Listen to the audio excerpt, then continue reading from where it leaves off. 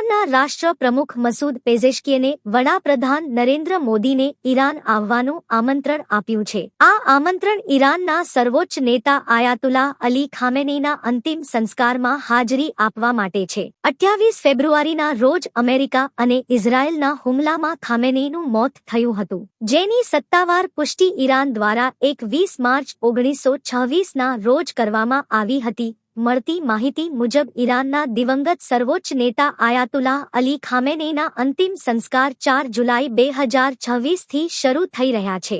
Iran America સાથે deal પર કરાર કર્યા પછી આ કાર્યક્રમને પોતાની શક્તિ અને ઈરાની સાર્વભૌમત્વના પ્રદર્શન તરીકે રજૂ કરી રહ્યું છે.